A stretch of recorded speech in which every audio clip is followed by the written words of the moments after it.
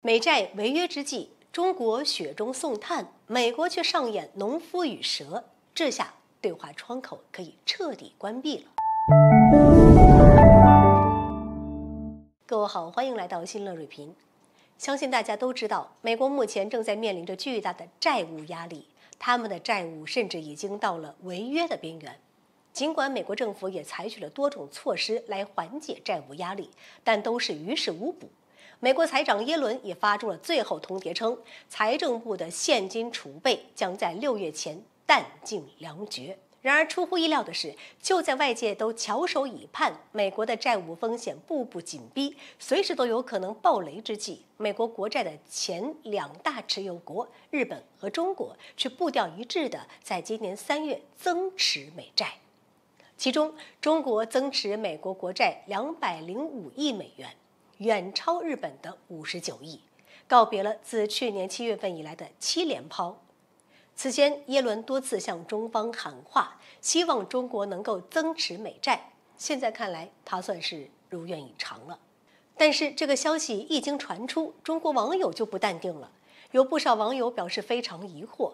日本作为美国的小弟和铁杆盟友，在美国经济水深火热，增持美债还是可以理解的。但是，在美国不断干涉台海和南海中国主权问题，大搞贸易战和产业链脱钩的背景下，中国为什么要在美国有难的时候给其雪中送炭？这实在是没有必要。我们完全可以趁他病要他命。其实，我们之所以在这个档口施以援手，是为了向美国展现我们的本意和善良，以及负责任大国的担当。同时也让美国明白一个道理，那就是中美和则两利，斗则两伤。只有中美关系早日回到正轨，双方百姓才能过上和平的日子。不过事实证明，网友的观点还是有一些道理的，因为中国秉持着合作共赢的原则与美国交往，但是美国人根本就没有感激之情，随后就给中国上演了现实版的农夫与蛇。美国国防部长奥斯汀近日在出席联邦参议院拨款委员会听证会时就表示，美国很快就会通过国会去年批准的总统拨款权，提供台湾额外重大安全援助。他还强调，这是美国遵守台湾关系法，维持台湾海峡和平稳定所做出的长期承诺。由此可见，美国想利用台海牵制中国的政策丝毫没有改变。不过对此，中国也是有防范的。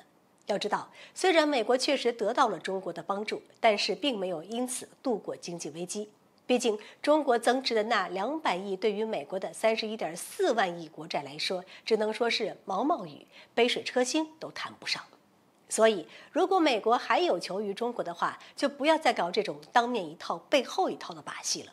因为中国可以增持美债，同样也可以继续减持，甚至彻底关闭中美之间的对话窗口。